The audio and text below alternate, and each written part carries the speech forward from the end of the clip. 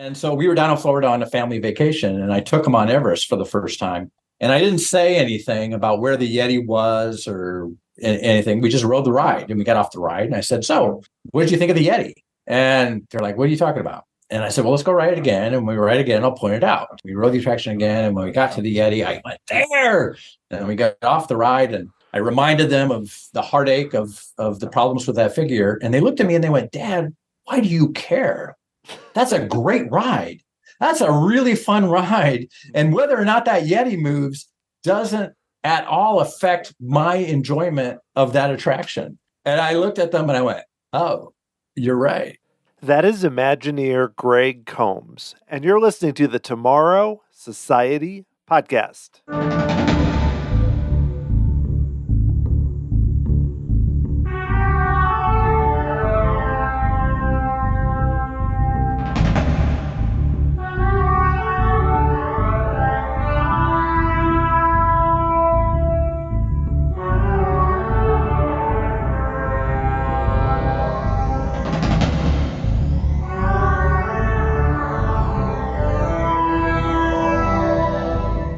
Hey there, it's Dan Heaton, and I am thrilled that you are here for episode 208 of the Tomorrow Society podcast. My guest today is Greg Combs, who worked on so many cool attractions during more than 30 years for Walt Disney Imagineering. We talk about his background in theater and how it led him to become a show set designer and work on attractions like the Twilight Zone Tower of Terror, Roger Rabbit's Cartoon Spin, Indiana Jones and the Temple of the Forbidden Eye, Journey to the Center of the Earth, so many more. And then he ultimately went on to become a leader. He worked a lot in Tokyo, including being involved with some of the recent updates with Beauty and the Beast and Fantasy Springs, which is coming very soon to that resort. And it was really fun to learn some background, too, about those parks and even Duffy, more Duffy content, if you can believe it. Very cool to learn Greg's story and a lot of fun info about how these attractions came together. So let's get right to it. Here is Greg Combs.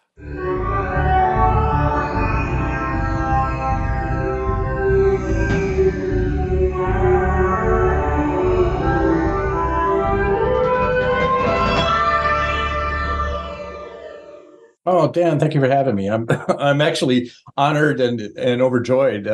As you and I were talking before we started this, I just got to listen to your interview with MK Haley, and anybody that considers me in that rarefied air, I'm honored to be part of, because MK is one of my favorite people in the world. So thank you for asking. Oh, for sure. Yeah. I mean, I would consider you there, in the same air, Greg. So given, given what you've done, but I'd love to go back. I know, you were growing up, you studied theater. Like, how did you get interested even working in like the entertainment realm, even well before you started at Disney?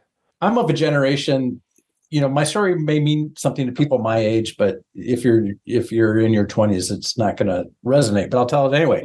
So I'm from Omaha, Nebraska, and Nebraskans are very proud of people who come from here. And one of the persons who grew up in Nebraska was a man by the name of Johnny Carson. Johnny Carson, before he became the host of the Tonight Show, this is obviously way before Jay Leno and the others who have followed that, he was here and he did magic.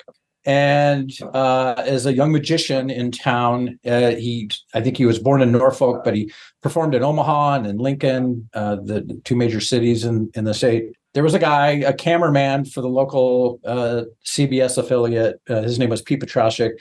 They would do magic shows together. Well, Pete also ran the local magic shop out of his house. I happened to meet Pete because I saw his act one day at my church. And I went up to him. I was a starstruck young middle school student. And I went, "Oh, my goodness, Mr. Petrashik, I was so impressed with your show. How can I become like you?" And he goes, "Well, you join the Magic Society and you can come and we'll teach you tricks and learn how to be a magician. And I've got a shop at my house and you can come buy tricks." And so I went over to his house, and up on the wall were all these pictures of Johnny Carson and the two of them doing magic acts together. And it turned out that he had kept in touch with Johnny over the years. And it was then I went, "That's it. I'm going to be the next Johnny Carson." I didn't even know what that meant. I was like in 7th grade, right? But I was like, I'm going to be the next Johnny Carson. And so I got a magic act. I had an illusion show with a couple of assistants. I performed at things like birthday parties and Shriner conventions and stuff like that. And then I was taking acting lessons at this local theater, the Omaha Community Playhouse. And the teacher was going to be in the first musical of the year. She was Sally Bowles in Cabaret. And she said, Greg, you should come audition for the show. You really ought to try out. And I'm like, oh my goodness, really? You think I could be in a show? Okay, great. I'll come audition. And so I come to try out for Cabaret. Now, nobody told me Cabaret is a musical and you needed to sing in order to be in the show.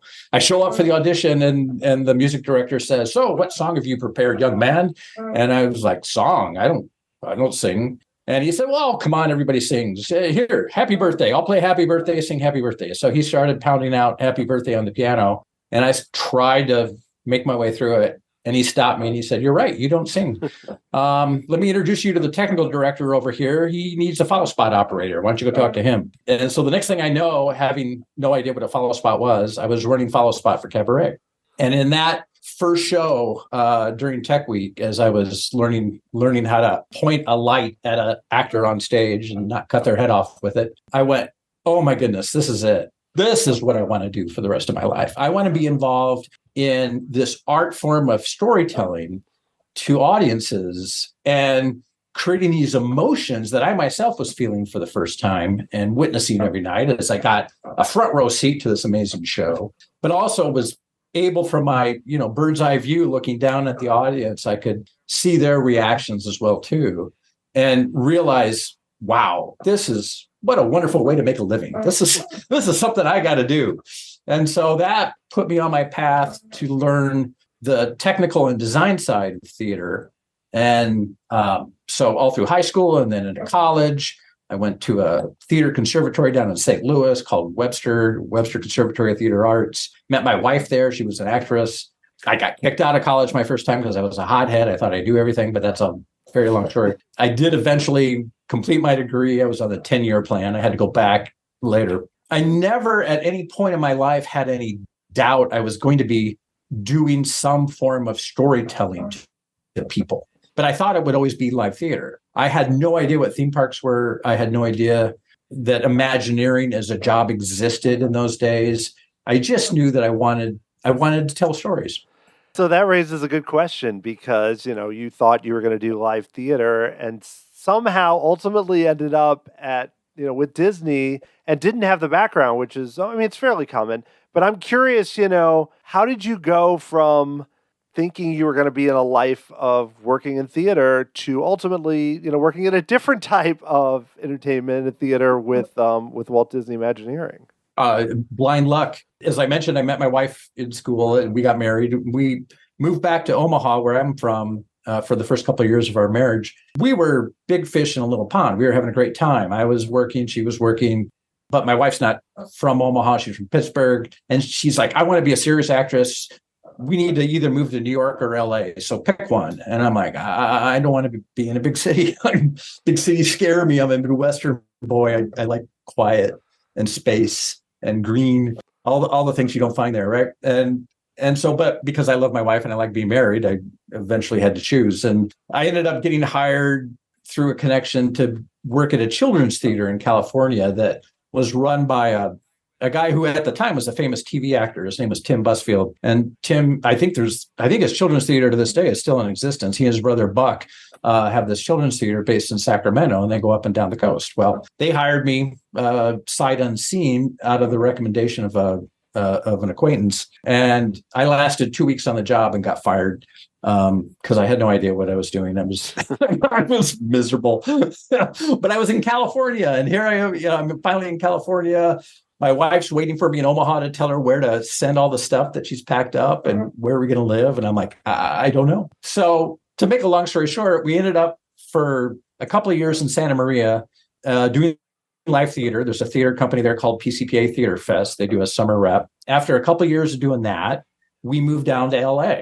And in Los Angeles, a buddy of mine, he and I kind of went down there at about the same time. We both had been at PCPA. We both moved to LA. He went into movies and I helped him out. He was working on the second Batman movie and needed somebody to build props for Catwoman's apartment that she had a dollhouse that she smashed, and they needed like a dozen of those so they could do the take over and over again. So I was like, oh yeah, I can pick up that work and make dollhouses for a while. So I was doing stuff like that. But at the same time, I'm like, damn, I got to find a full-time job. I got to, I wanted to do theater, but this was 1990, and there just wasn't a lot of openings at that time in live theater in LA. And I was, in those days, this is, keep in mind, pre-internet, LinkedIn and Indeed and any of that stuff. So what you did is you got the newspaper, you got the trays, and you went through the want ads. And as I was going through the LA Times, there was an ad in there that said set designers wanted. Didn't say for who, just said set designers. I went, oh, I'm a set designer. I could do that. I'm going to call this number. So I called the number, and it's a temp agency, and they were vetting resumes. And so I go in with my portfolio and my resume, and I show them my stuff, and they went, yeah, you'll do. Here's the address. Here's the guy you talk to. And then I see that it's Disney. And I went, whoa, wait a minute. In my mind, I thought Disney means animation. I don't do animation. I don't know anything about that. I actually tried to turn the guy down and say, no, you got the wrong person. I'm sorry, I'll leave. And he goes, no, you're fine. Just go talk to this guy and you'll be fine. So I go and I show up, and this guy by the name of Mitch Gill interviews me. And Mitch, turns out, was a theater guy from USC. And he looks at my portfolio and goes, oh, yeah, you'll do. And this was in the middle of Disneyland Paris design days. And they were, the entertainment industry is funny this way, right? And it's this way, not just at Disney, but everywhere. When you have a lot of work going on, you hire up, and you kind of don't stop to think about it too much. We need people, get people. And at that time, everything was still hand drawn. And they were like, if you can hold a pencil, get them in here and put them on the boards and start drawing. But then when you're done with the project, it's like, what do you do with all these people? Well, I guess we got to fire them. And so Disney had been through a few of these cycles of, they hired up when they did Walt Disney World, Magic Kingdom the first time, but they didn't know what to do with all those people, so they had to let them go. Then they hired up for Epcot and Tokyo Disneyland in the early 80s. But then after that was done, they didn't know what to do with them, so they had to fire them. So they were trying to get smarter about this. And they've always tried to get better and better at how you handle that mercurial workflow. And so they had different ways they could hire you. And this way, through the temp agency, they could sign me to a 90-day contract. And then at the end of 90 days, decide what to do with me. And at the end of 90 days, they went, yeah, keep going. Well, that kept happening for 3 years. For 3 years, they kept giving me 90-day contracts. And for 3 years, I kept signing them and kept going, okay, sure, I guess this is a great gig. I'm having a blast. I had no idea this job existed. And it's just like theater, just more zeros in everything you do, right? And more zeros in the budget, more zeros in how long it takes to design everything, and more zeros in how long it runs after you open it, right? So I was like, I know, I get this. I know exactly what this is. This is storytelling. It's storytelling in a more permanent way than what I'm used to. I don't, when you do theater, you build for 4 weeks and then you tear it down. We're doing stuff that's got to last 40 years. And so it's a different mindset completely. It took me a while to learn it, but I definitely felt at home at the tribe. And luckily, after 3 years of 90-day contracts, they said, I guess you're sticking around. So we'll make you a real Imagineer. Here you go. Well, you mentioned Paris, which I know was one of the big projects at the time when they were building a lot of things, but especially Paris. What did they kind of drop you into the fire and get you started on when you joined initially with Paris? Oh, it was a miserable experience for my part. I mean, I was wholly unprepared. So they put me on Main Street, and I was doing storefronts. And the creative director of Main Street at that time was Eddie Sato, brilliant designer, great guy. And I was so in awe of him. And that was one of my things I look back on, and I really kick myself, is I was really in awe of these giants, people I consider giants, guys like Eddie or Tony Baxter, these people that I just would see and watch them work and go, wow, you're so amazingly talented. I'm never going to be that talented, but I'm going to do my best to try to help you. So they had me doing storefronts, and then I had this prop that was a band organ on the train station. And I was working with his interior designer. We were trying to come up with the perfect band organ. And I didn't even know what a band organ was. I had to go to the library and research it and figure out what the hell is this and what would it look like. And I was wholly unprepared for it. I wasn't there, but evidently they were at a drawing review and they were looking through the drawings that had been done. And Eddie got to my drawings of the band organ and went, oh, this is the worst thing I've ever seen. Who did this?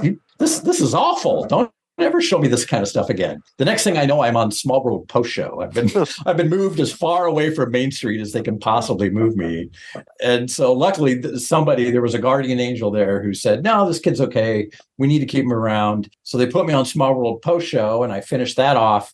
I honestly, I thought I was done. But one of the things I had started doing at that time was teaching myself how to draw on the computer, because I had noticed that everybody was still hand drawing. And I knew I had a few CAD classes on my own, and I knew this wave was coming. There was going to be a wave of technology that was going to disrupt us. And so I thought, well, if I can kind of be out in front of it, maybe that's something that'll be unique about me. But I didn't want to become threatening about it. So what I started doing, and I did this while I was still a temp, is I started hosting classes for the other people in show set design on how to draw on the computer. And I started teaching them what I knew, and we started sharing information and started creating, processes and ways of doing things that we could create a way of working on projects that we would agree this is how we want to go forward.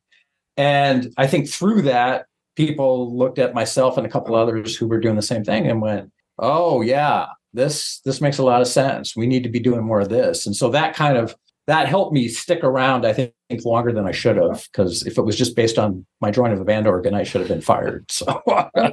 So was there a lot of resistance? I mean, I know there were a lot of kind of younger Imagineers in the early 90s who kind of had joined, but was there still some resistance from some of the old guard or about not doing it by hand at that time, or about kind of switching towards computers? Sure. But, what I thought, and, my memory might be a little cloudy on this, but you kind of black out the pain and you remember the good stuff, right?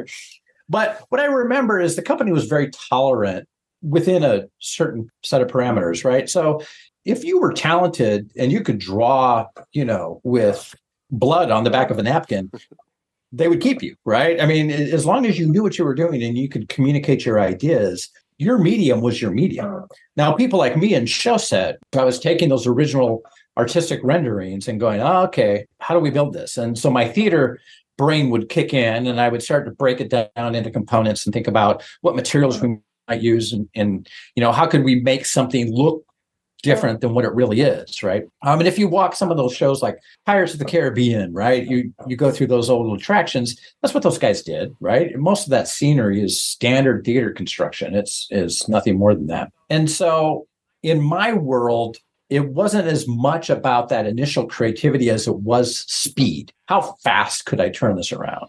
And how accurate could I be? And how respectful of the original creative intent could I be? And the computer gave me all those tools, right? The computer allowed me the ability to do that faster than hand drawing.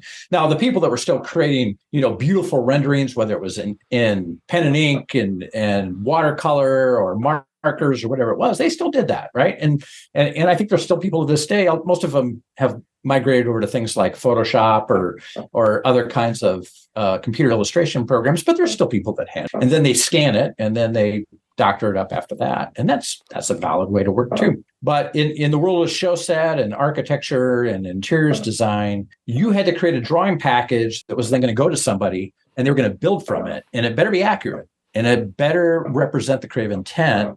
And you don't want to spend a lot of time because time is money. The computer was just uniquely situated to do that. And so we eventually, all those people had to migrate into that. But it took years. It literally took years. The first full I did Roger Rabbit on the computer, but which everybody said we couldn't do because there's no straight lines in Toontown, right? Everything's curved and it's wonky.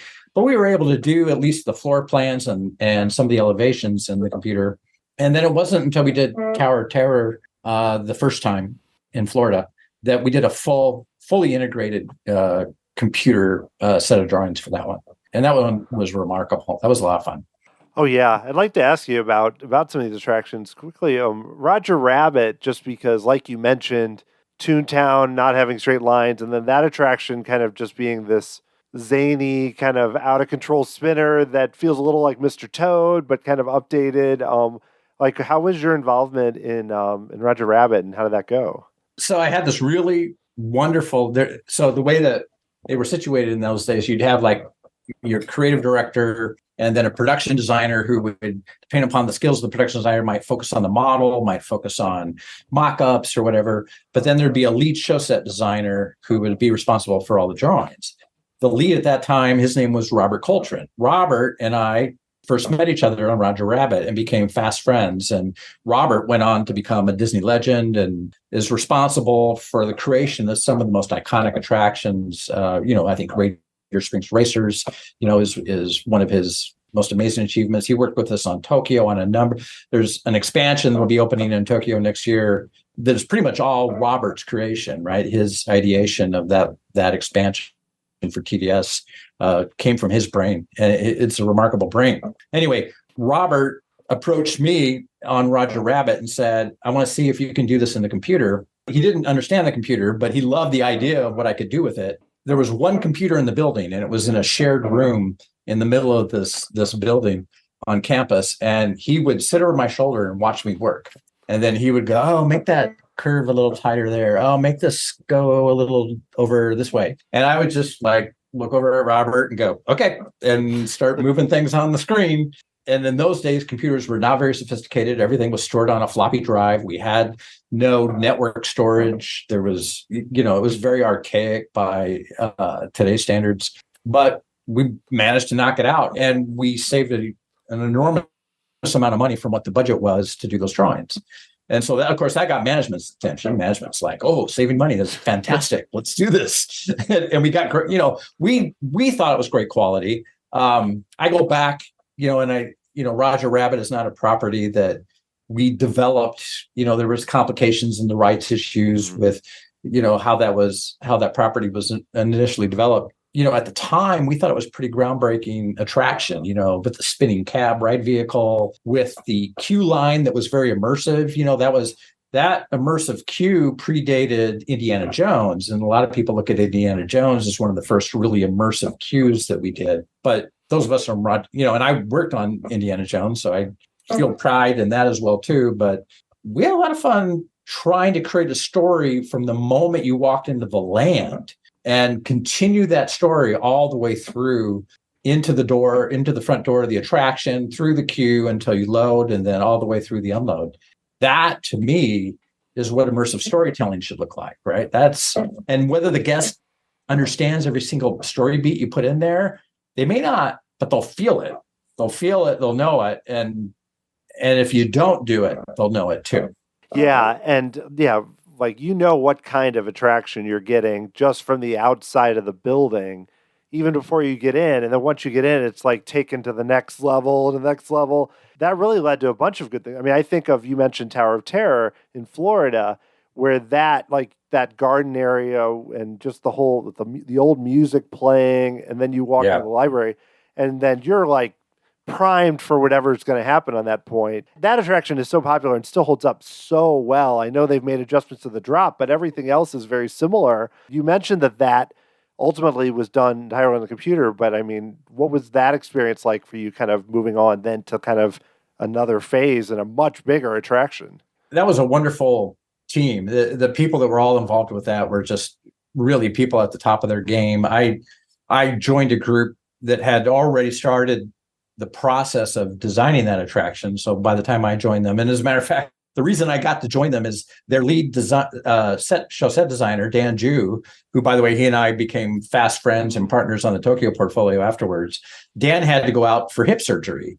And because Dan was going to be out for hip surgery, they called me and they said, hey, can you come take Dan's place while he's out?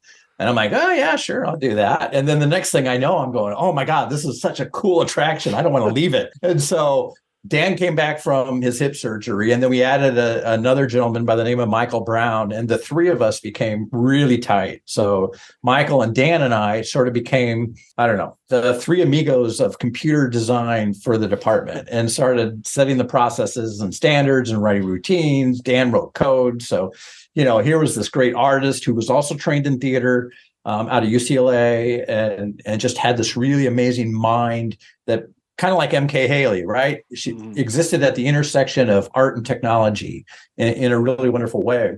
And so the three of us just kind of figured out how to get that thing.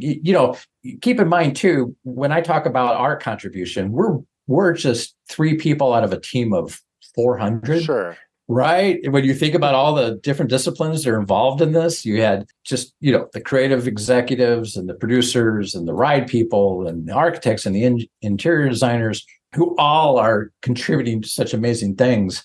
But the elements of the show, the elements of the scenery, from the moment you get on that ride vehicle, which to me is still an amazing thing, right? It's an elevator that leaves the shaft and then goes into another elevator shaft. Now, the other ones don't do that, right? DCA's doesn't do that. Paris's doesn't do that. Tokyo's doesn't do that. But Florida, that one's special, right? Because you got that whole fifth dimension scene where you exit out of the elevator lift and move over to the big drop. We had a tremendous amount of fun trying to figure all that out. And, some things work really well, and I think still hold up to this day. There's still a few things that I wish we could go back and redo. I'm not so sure that the guest understands the fifth dimension scene, that when you leave the shaft, what it is that you're seeing when you go through that room. Have you ridden that ride? Do you know that ride? Oh, yeah. No, I've ridden it many times. California, I rode it before and after with Guardians, which that's really cool. But what it makes me so happy that the Florida version is still there, that they haven't replaced it, which I hope they don't, is that fifth dimension scene adds, again, it's like you go up and then it becomes like a dark ride in a way, and then goes back to the thrill. But it's almost like, especially the first, you almost forget, you don't spend the whole time thinking about the drop. You start to think, oh, I'm looking at the dark ride. This is almost like you forget, oh yeah, now we're going to drop. It's like it almost, that transition makes it more than just, when you're just going up and down, you never really forget or moves. I think it's such a brilliant way to surprise you, but also to kind of to set us up for something different that you forget so much. It's not just about the thrill then. Yeah. No, and I love you for saying that. And my main reason for asking is I don't know how many people are aware that when you go into that fifth dimension, the intent is that it's to look like the elevator shaft bent sideways. And you're now still in an elevator shaft that instead of going up, the elevator shaft warped in this space-time continuum and went sideways. But then as you move forward, the walls dissolve and you see through, and all these icons from the original Twilight Zone TV show start to appear. The eyeball, the E equals MC squared, all that stuff, right? And so when I ride it, even though I know the story and I know what we did, I look at it and I go, man, we didn't hit that one. We didn't hit it as well as we could have. I don't know if I knew that. I don't know. Of course you did. Yeah, because we missed it. We weren't successful on that one. But yeah. I want to write it again right now that I thought, because it does make, what you're saying makes sense, because in theory it's like, I always just assume it was like you're entering the Twilight Zone and the elevator is just kind of magically traveling out of the, but that doesn't really make sense either. So what you said makes a lot more sense than the way my brain was thinking of it. And look, we overthink things ourselves as Imagineers, right? We're always trying to noodle story and come up with the perfect rationalization why something is the way it is. And that one was one we struggled over for a long time, but it's still a great ride, right? Yeah. I mean, and I remember, there's famous stories about in Animal Kingdom, the Everest attraction, right? Right. Everest is famous because it's a great attraction. It's also famous because of the Yeti figure, the animated figure that isn't animated, right?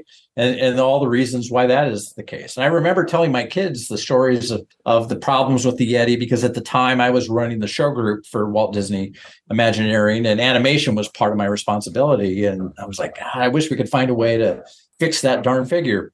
And so we were down in Florida on a family vacation, and I took them on Everest for the first time. And I didn't say anything about where the Yeti was or anything. We just rode the ride, and we got off the ride. And I said, so what did you think of the Yeti?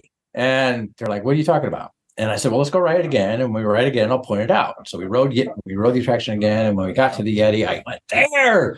And we got off the ride, and I reminded them of the heartache of the problems with that figure. And they looked at me and they went, Dad, why do you care? That's a great ride. That's a really fun ride. And whether or not that Yeti moves doesn't at all affect my enjoyment of that attraction. And I looked at them and I went, oh, you're right. You're right. We know what the possibility is. We know what the intent is. And we feel bad because we fell short and we wanted it. to be better, and we continually want it to be better, but it's still pretty great. It's still a cool thing. Oh yeah, and my brain might. This is one of those things where I swear the first time I ever wrote it that the Yeti was moving more. But then when you read stuff online that says it was only moving at this time, and I'm like, am I just remembering it correctly? Because I remember it swinging at me, which I know it doesn't do anymore when I've written it many times. But you bring up a good point. You see it even with some of the attractions now, like Navi River Journey or Rise of Resistance, that I'll have a B mode. And if you didn't know, they're still very strong attractions. Right. But it's a little different than the Yeti because they can work. But it's one of those things where it's like, if people don't know, they might not even realize that they're missing something that was there or sometimes is there. Right. Exactly. Yeah. But that's really interesting. Well, I want to ask you about Indy because you mentioned that you worked on that, and that queue especially, which they recently did a big refurb and everything's looking really nice. And I'm curious for your work on that because that was it remains so popular, but especially when it opened, it's still probably arguably the most popular attraction in the park now. All of us were amazed at that attraction because every aspect of what Imagineering does kind of came together on that one. The brilliant ride vehicle, that was a development by our own people to create that. The ingenious way it got laid out in the land, to go underneath the railroad track with the queue and put the show box out in the parking lot. There were just so many smart things that were done to make that attraction work, and I think about, Tony Baxter, who was at the top of his game with that attraction, and Skip Lang, who was doing rock work. And there were just so many terrific people who were attached to that attraction.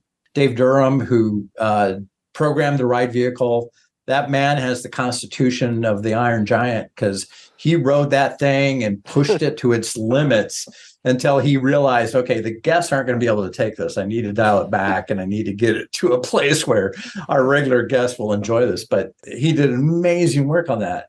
So I was part of a team. We were an all-star group of show set designers on that. So the lead on that one, David Edminster, is still with the company today. I think he's in Tokyo still working on the expansion. Dan Ju, my buddy on that one, was there. Michael Brown, the guy I mentioned from Tower, was there. Myself, a gentleman by the name of Phil Bloom. I don't know if you've ever heard of Phil.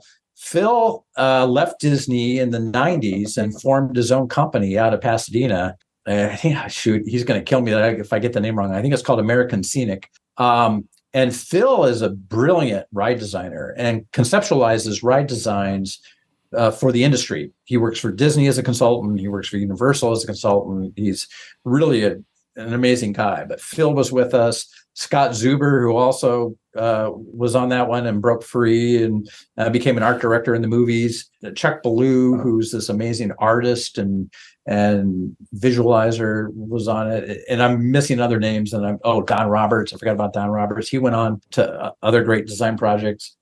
Just a fabulous group of people. And what they did, the way David constructed that, is he gave each of us a scene. And he said, you figure this scene out. You figure this scene out. You figure this scene out. So at first, I think I was given part of the queue to work with Dan. Dan and I worked on the interactives in the queue. So the Wishing Well was a scene that I worked on, trying to figure out how we were going to set that up. And the spike room that has the little bamboo pole that you're supposed to shake the pole, and the bamboo ceiling, or the ceiling with the spike, starts to come down. Now, unfortunately, the mechanism on that one, more often than not, isn't working. Sometimes it does, sometimes it doesn't. We were in the early days of understanding interactives at that time. And so we were trying to make queues more interactive, but we really truly didn't understand the duty cycle and the challenges that was going to create in making those kinds of things. But then the scene I finally got assigned it to was the rope bridge scene.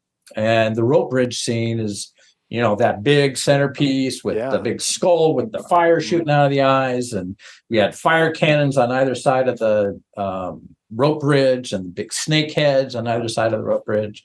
That was the first time I really learned the lesson of how much you can hide in a blacklight ride, because you turn the work lights on that and you see all kinds of awful things you shouldn't see.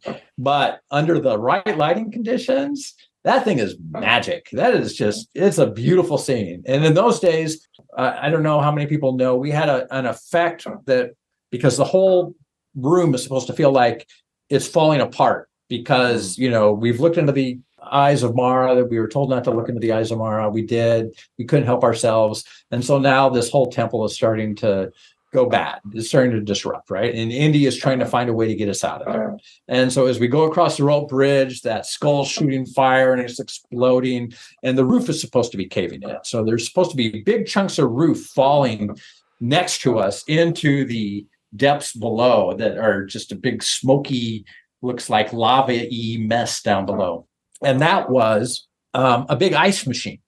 They had figured out a way to take ice and break it into chunks and put it on a conveyor belt up to the top of the showbox, and then let it drop into the water below, where it would melt and then get reconstituted into the ice machine and then continue and fall in a big circuitous motion. And unfortunately, that darn thing rarely worked. And so it was one of the first things in that building to get shut off. But what I love and continue, the reason I tell that story is Disney was never afraid to swing for the fences and try things that nobody else was doing. And a lot of them work. And certainly we don't want to fail. But every once in a while, you take a swing and you fail, and it doesn't make it. But as you said, that's still one of the most popular attractions in the park. And people who are Disney fans, they all know it. And everybody, it's aspirational. Everybody wants to ride it. If you're not tall enough, you hope someday, that's that rite of passage that I'm tall enough, I can go ride Indiana Jones. It's got the rolling ball effect. It's got amazing Indy figures in it. It's got the skull. It's got the big snake. It's got all this really cool stuff in it. And yeah, falling ice, we had to turn that one off, but it's still a great attraction. Oh yeah, that I'm sad about the falling ice, but the reveal, like that scene that you got to do when you first come in and you see it, not when you cross the bridge, but early on, is one of the great reveals in any attraction. It's like, I can still picture it because the music is like the classic Indiana Jones music, and it really hits. I mean, even it's like that first moment, it's like, man, this is, it also makes the attraction look so gigantic. Oh yeah. Like you're like, oh, I mean, I know it's big, but it makes it seem like how did we end up in this? Where is it? Because you're way outside the berm and everything. Yeah, and it's funny. I mean, I don't think I'm telling any stories out of school here, but this had happened prior to me joining the team. But I saw some early renderings of that building where they were going to have two ride systems go through that building. Mm-hmm. One was going to be a minecart ride, and one was the Jeep ride. And so I think Tony's vision for that whole thing, and he'd be a good guy to ask this, he'll obviously know better than me, but I think the vision for it was that was going to be a land, and it wasn't just going to be a single attraction. There was going to be a walk-through maze area. There was going to be this minecart ride. There was going to be the Jeep ride, and they were all interconnected. And then for budget reasons, right, they had to pare it down to what they did. And when they did it, I remember being in meetings with executives who would pound the table and go, "This ride's costing too much, and how come you guys are taking so long? And we'll never spend this kind of money on a ride again." and of course you're right. We never spent that kind of money. We spent 3 times that. So the rides only get more expensive. They don't get less. So yeah, it still was this amazing thing. And, don't get me wrong. We all knew it too. We all knew when we were working on it, this was special, and we were privileged. We felt honored to be able to be part of it. Those kinds of projects, Tower of Terror was that, certainly Indiana Jones, and certainly Tokyo DisneySea for me was like the pinnacle. That was the one where I kept waiting for somebody to tap me on the shoulder and say, "Get out of here, kid. You shouldn't be on this." Well, I'd love to ask you, because I know you're involved with Journey to the Center of the Earth at Tokyo DisneySea, and best ride ever. I'm sorry, Star Wars fans, but yeah, no, best ride ever. Sure.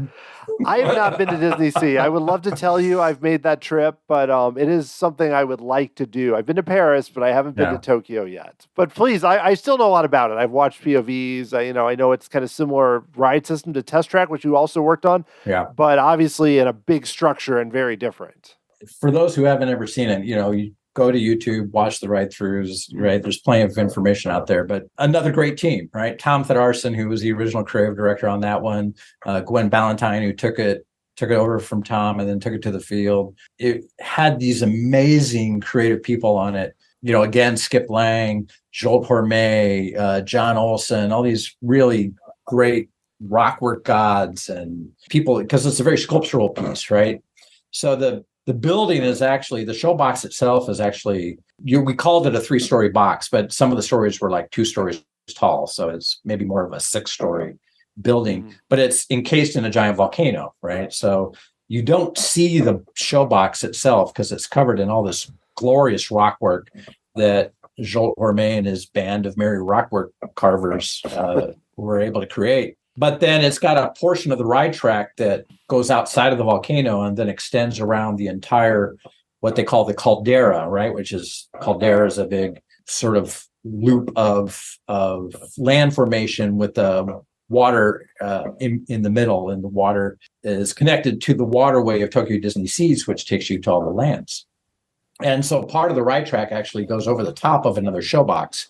It goes over the top of the 20,000 Leagues Under the Sea building, which the whole land is based on the writings of Jules Verne. And so, we have Mysterious Island, we have Journey to the Center of the Earth, and we have 20,000 Leagues Under the Sea. To unite the story, we took Captain Nemo and we made him this benevolent scientist who has this base on Mysterious Island.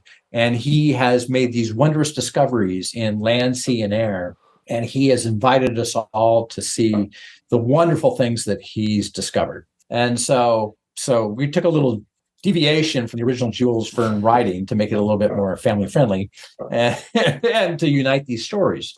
We thought it was glorious. I mean, all of us who were working on Tokyo DisneySea, I think we felt like, wow, this is going to be, and I to this day believe it is the most amazing Disney park that we've ever created. Now, look, Paris is amazing for its own reasons. All the parks are amazing, so I don't want anybody to feel slighted, right? Shanghai is amazing. But Tokyo DisneySea, if you haven't been there, you have to go. It is not like any other park. And it is so wonderfully consistent in its way it tells its stories. And it's so true, I think, to what we as Imagineers believe is the way we should.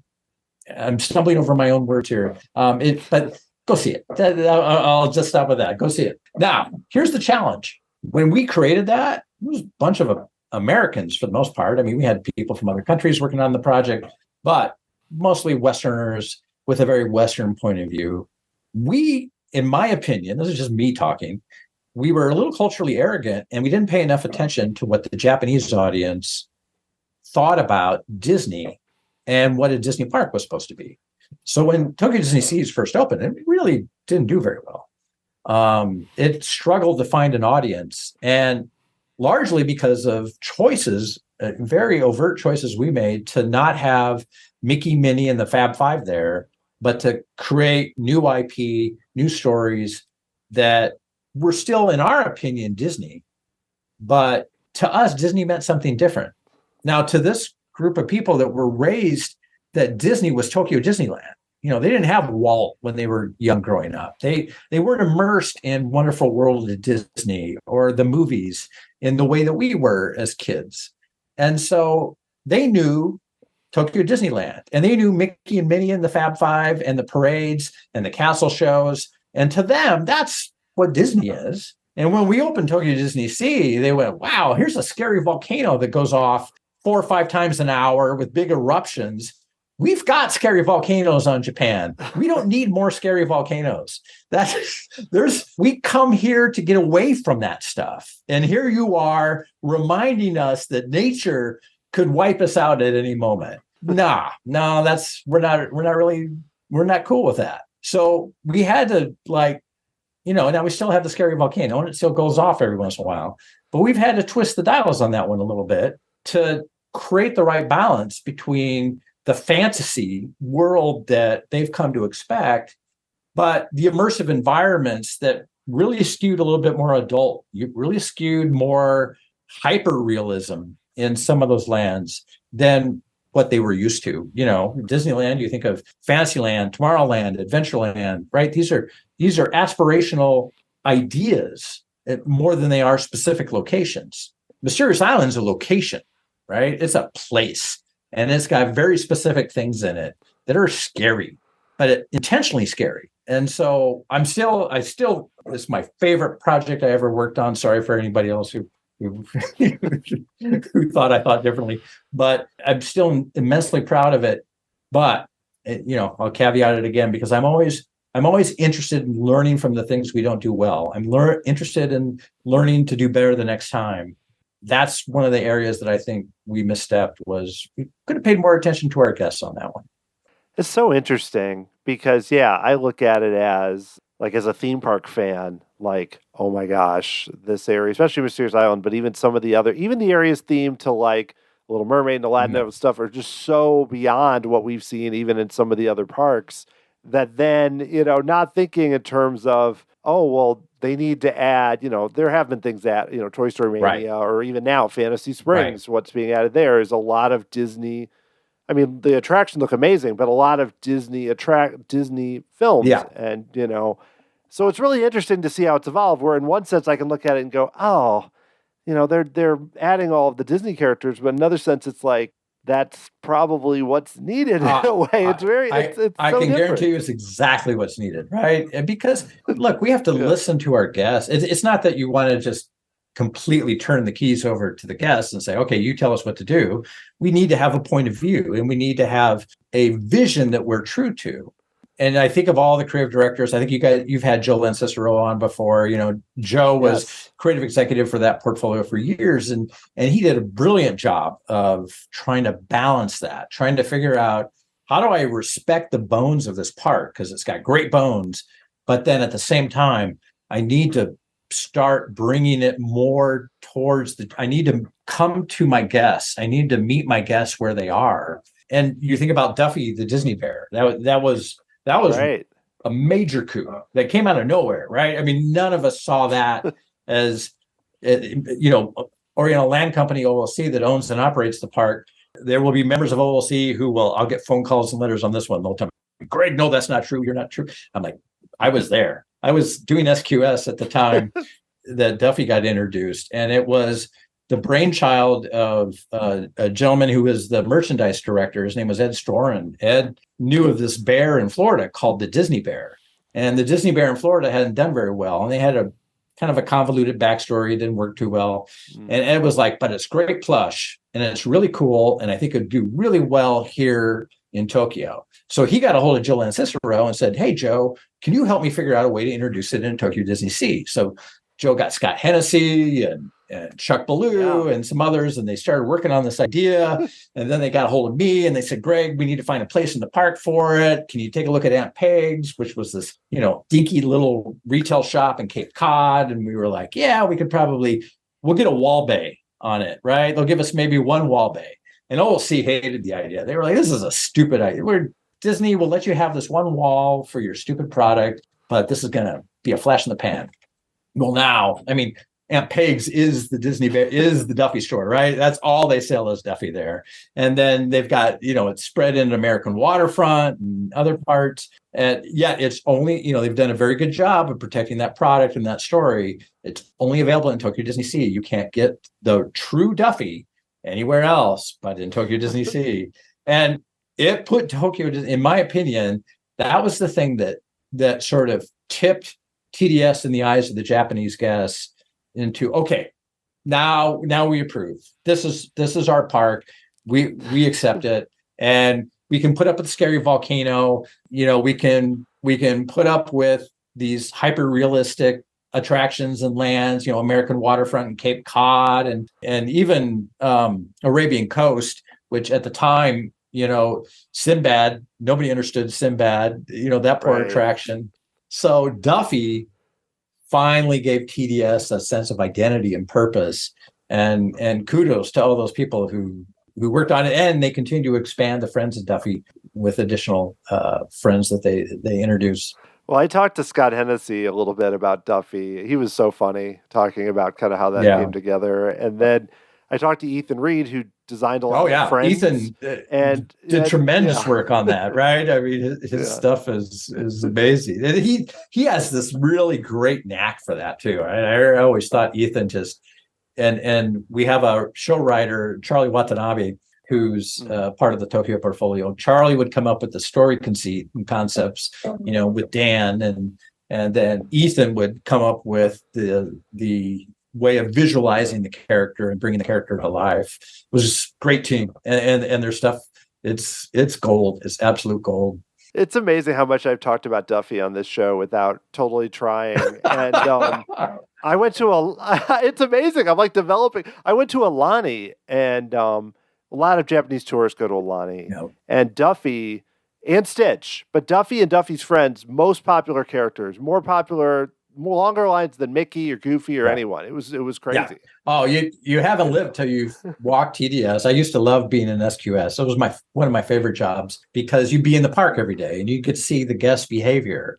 And so you would see the guests put the Duffy in the stroller and push the Duffy bear as if it was their child, and then take it on attractions, sit in restaurants, put the Duffy in a high chair and sit with it as if it came to life with them in the attraction. Now, they're not, let's be clear, they're not naive, they're not stupid. These are smart, wonderful people. This is how they enjoy themselves. They're having a wonderful time. And we've created this world that allows them to escape into these moments of fantasy. And it just made me just like, I'd get emotional about it because I would watch them having such fun and such joy. And with and also you feel a little bit like a drug pusher too, because like with every new product that would come out, they couldn't wait. The lines to get the next Duffy thing, whatever it was, it would create this hysteria.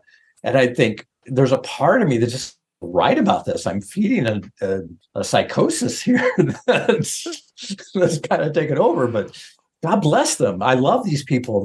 They're wonderful people. I don't know. You're people. It's what they want. Right. You're just helping. You're not making. It's nothing nefarious. No. I'll say. Well, I want to make sure and mention too, because we've talked a lot of your work in show set design, but you also were a creative executive over the Tokyo portfolio, and so what was it like for you to you were in SQS, but then to transition where then you became a leader who was in charge of the bigger decisions versus working on the ground on the attractions? Well, I have to be honest and say I hated it. I mean, it was terrible. I came back from SQS at a time when the company was kind of going through a transition. We had finished Hong Kong. Matter of fact, I took the SQS job instead of going to Hong Kong. I was working on Hong Kong. They wanted me to reload to Hong Kong. But then an opportunity came up to do the Tokyo SQS position. And both my wife and myself, we were like, we both love Tokyo. We want to go back to Tokyo. So I jumped at that. That put me in this management position that when a gentleman by the name of Craig Russell, who at that time was just coming into his position as the delivery leader. At that time, they had sort of co-leadership, a creative leader and a delivery leader. So Bruce Vaughn became head of creative and Craig Russell became head of delivery. Craig knew me from Tokyo DisneySea days. And he said, hey, I want you to come back and I want you to be we're reconstituting what was known as show design and production, which were all basically the disciplines that are part of theater, right? Like sets, lights, paints, props, all that kind of stuff. Put them back into one group. Disney's always sort of like shuffling the deck, right? So, if we get dissatisfied with how much things cost or how long things take, well, a new organization will fix that. We'll just reorganize everything and put different leaders in charge. Well, ultimately, it doesn't really fix it, but you try things and see what works. So this was one of those efforts to reorganize. And so they put me into what's called functional management. So functional management, you're not working on projects, you're thinking about what's the long-term good of the company, of my department, of, how we do things, why we do things, and who are the people that do them. How do you recruit them? How do you develop them? Where do you put them on projects? And what are the best standards of practice for how we do things? So they put me into that. Kind of slowly but surely, I moved up into the VP in charge of all that. The higher I got, the less happy I got. there was this inverse relationship between the amount of authority I was being given to the joy I was getting out of what I was doing. And because ultimately I'm a doer, I'm a hands-on person who loves making things and telling stories. And I'm a very simple Midwestern guy who I want to be part of this team. I don't want to I don't want to be the guy. I want to be part of the team of people. And so I went to my boss, Craig, and I said, I need a break. And I asked for a sabbatical. And so this was 2013. And I actually came back to where I'm at right now, Omaha, Nebraska, and went back to work at the theater I started at, the Omaha Community Playhouse. And they were doing a production of a show called Evil Dead, the musical, that had a bunch of special effects in it. And I said, I'll do your special effects for free. You don't need to pay me. I just need to do something I love that allows me hands-on, where I can just chill for a little bit and remember why I do this. And so they were like, what? Really? You want to do this? I said, oh my God, please let me, please. And they're like, please, come on, do this. So for 2 months, I sprayed blood on people and I did crazy things to actors and had a blast. And then I came back to California after it was all over with. And I went to Craig and I said, you know what? You need to put me back on projects. The functional part of it, it taught me a lot. I learned a lot from it, but it killed me. It affected relationships I had. People that were friends of mine looked at me with like a different kind of, why is he using his power for evil and not good? And because they were like, I'm not getting the promotion or the raise or the assignment that I wanted. And I would try to explain to them, well, that's not, I don't have that ultimate power. I have constraints that a Fortune 100 company puts on us. And we have HR policies and we have legal issues, and there's only so much I can do. And there's only so many opportunities within the company. And it was hard for some people to understand. And I felt their pain. I felt the disappointment they had in me as their leader, that I wasn't able to help them fulfill their dream. And so I'm like, I need to go back to where I can be more in control of what I do. And he said, okay, yeah, you want to go back to Tokyo? And I'm like, oh my God. I felt like Brer Rabbit being thrown in the briar patch, right? I'm like, yes, please. That's exactly where I want to be. And so Daniel was the creative executive there. And of course, he and I are to this day close friends and stay in touch. And I'm like, Daniel, I'm coming in. They sent me over actually as project manager first, and which was a terrible idea, but it was a way to get me over there.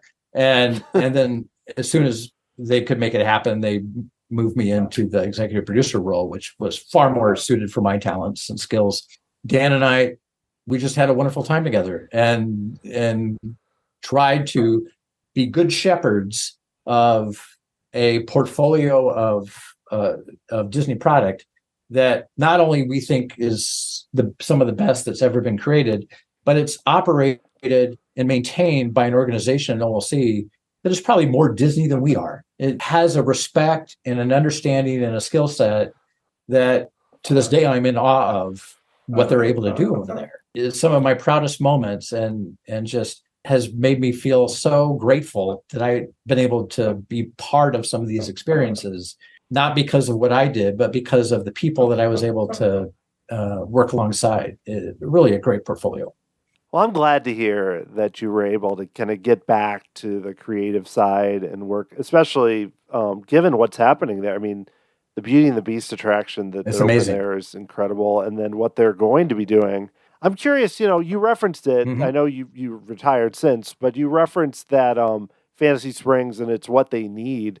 Why do you think that's such a good fit with them adding more Peter Pan and Tangled and you think about everything there? You think about the lands that they did have up until that time. They were really, except for Little Mermaid is kind of the exception. So Mermaid Lagoon, this indoor pavilion, that's really kind of a play area, but it skews very young, right? That's really for young children and their families. And it's a wonderful way to escape the heat and the weather of Tokyo, to go inside that pavilion and to enjoy those things. And then you have the Mermaid Live show that's in there as well, too. But you didn't have a more balanced, from a demographic standpoint, an appeal to a demographic, a more balanced area that appealed to families of all generations, when you think from the youngest kids all the way up to grandma and grandpa. And that was something that OLC had talked to us a lot about, because one of the things Japan is dealing with, probably even more so than we are in the US, is that aging population. And so as that population ages, they wanted to have more things that, grandma and grandpa would enjoy, along with the little kids and along with mom and dad. And so that really brought us into those stories, those fantasy-based stories that you could make them have elements of thrill, but they could also be gentle and sweet and wonderful stories, and have this wonderful balance amongst all of the things that you had them do.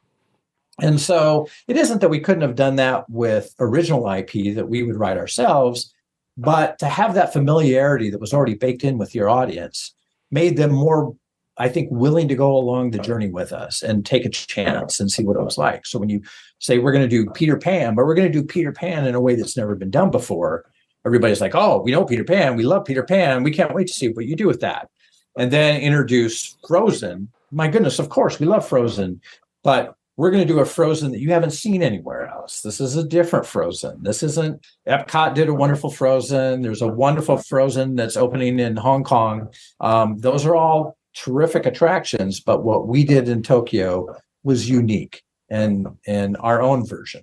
And then the Rapunzel area with the lantern scene. I mean, who doesn't want to be in the boat in that lantern scene? And they've done it. They've done a marvelous job of putting you in such a romantic comedy and making you feel like Rapunzel. It's I think my prediction is it's going to be the most popular thing we've ever done, that whole land. And I think the Peter Pan attraction is going to wow people in ways I don't think they're prepared. It's a really wonderful, immersive story with beautiful technology in the ride system and in the show systems. And then Frozen, you can't mess with Frozen. And oh, by the way, there's this great hotel at the very end of it, right? Which you can immerse yourself all you want by staying in the hotel and then walk right out into the park. So I can't wait. I think it's great. Like I referenced the Beauty and the Beast. I mean, I think what's so cool about that is it's a familiar story, but done to this new level of technology and wonder. And I suspect if that's any indication of what we're going to see with these new lands, if it's on that level. And I'll bring you full circle. That was all Robert Coltrane. So Robert laid out Beauty and the Beast. That was his ride layout, his ride plan, his idea. He had this idea that he wanted to have you dance through the songs of Beauty and the Beast. So you're in this teacup, and the teacup has different motions depending upon what scene you're in. So you're in the Be Our Guest number, and you're doing the can along with all the plates and dishes and everybody. You skate along the ice with Belle and the Beast as they're just falling in love to the music of something there. You try to escape from the crowd as the villagers are storming the castle, killing the beast. And then you get to finish with this wonderful waltz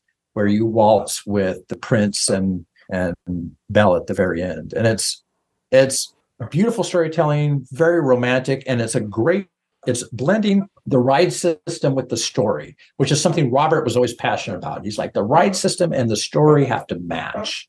They have to be harmonious with each other. And to me, he was always a master at knowing how to do that. Well, excellent. Well, I'm excited about it. Someday I'll get there. But I just want to finish by asking you, I know you referenced that you're back in Omaha, and I believe you're still involved with the theater there now. So how are you spending your time these days? Turns out I'm busier now than I ever was at Disney. I'm actually having to work hard. At Disney, I could kind of point and get other people to do things. I can't do that here. When COVID hit, I was supposed to relocate for Fantasy Springs, and then COVID hit. I was actually in Japan when COVID hit. February of 2020, Dan and I were over there on a business trip. We came back, they quarantined us, and I never got back into the office after that. And something like 6 months later, 8 months later, they did the big 30,000 people. We need to trim it down, right?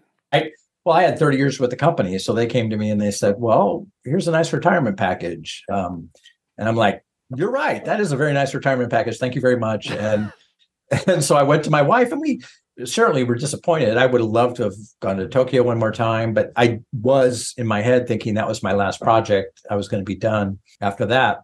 But we knew that we couldn't stay in LA. I mean, LA is a very expensive city to live in. And I didn't see myself, I had no desire to go work for another themed entertainment company. I had done that. I had done it with the best company in the world.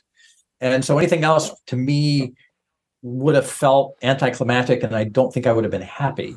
So I talked to my wife about it, and we just kind of hit on, well, what if we go back to Omaha? We have family there, we have friends there, and there's this theater that she and I both had done shows at. Maybe they need some help. Maybe there's something, theater was having a tough time because of COVID, and maybe it was time to see if we could give back in some way. So when I came back here, the theater was just trying to reemerge out of COVID, and they're going to celebrate 100 years of doing theater next year, which is remarkable for community theater. Now they've had the good fortune of having some very famous people come from Omaha. Again, Omaha loves everybody that comes from them. So Henry Fonda, who is from Omaha, his family had donated a lot of money and continues to this day to donate money to the Playhouse, and so had created a legacy here. And they were interested in thinking about what the next 100 years of theater were going to be. And they asked if I would come and help them do a couple of things. So they created a job for me, essentially. They made up a job. They called it Director of Production and Strategy. The production part is I help them figure out how to get things done on stage, and I fill in wherever they need help. So I'll help with projections, I'll help with props, I'll help with scenery, just whatever they need, right? If they need somebody to hang lights, I'll hang lights, right? It's just a way to give back to that side of the theater. But then the strategy part is me helping them figure out, what do we want to do? How do we want to tell stories in the future in live entertainment? And what kind of physical plan is necessary to make that happen? What would that look like? How would we create that? And of course, that uniquely plays to my skills as an Imagineer and the things I did for the last 30 years with Disney. So it's kind of fun because now I'm doing it in ways that I guess I never thought I would be able to, but I'm having a blast. And it just feels so right. It feels like, yes, this is exactly what I was meant to do. This is exactly. And so I can't wait to get up in the morning and go to work. And this is how I felt at Disney all the time, too. It's like, I can't wait to get up and go to work because work is play for me. It's the best way to put it. I get to play. That's great. I'm glad that that's the case. And, that you found, again, another really cool place to be. And Greg, this has been so awesome. Thank you so much for being on the podcast. This has been great. Oh, thanks, Dan. I've had a blast talking to you. So happy to do it anytime. Just wanted to say thanks to Greg once again for being such a cool guest. If you'd like to hear interviews with other cool guests like MK Haley, Joe and Sis, or Ethan Reed, people we mentioned on this show, go to tomorrowsociety.com/podcast with an S at the end, or you can just search on whatever podcast provider you use. If you haven't been listening since the start, there are a lot of fun interviews that I think you're going to enjoy.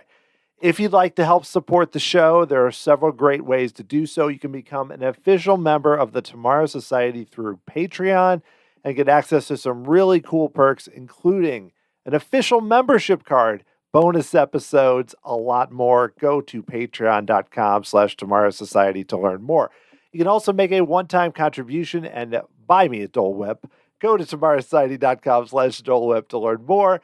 I also love ratings and reviews, especially if you like the show on Apple Podcasts or Spotify. Those are always appreciated. If you'd like to get a hold of me, email me, dan@tomorrowsociety.com. It is always awesome to hear from you. It's been really fun to hear some of your suggestions for my Improving Spaceship Earth episode. And while the deadline is technically passed, if you send me your ideas in the next few days, I think that I can sneak them into the show.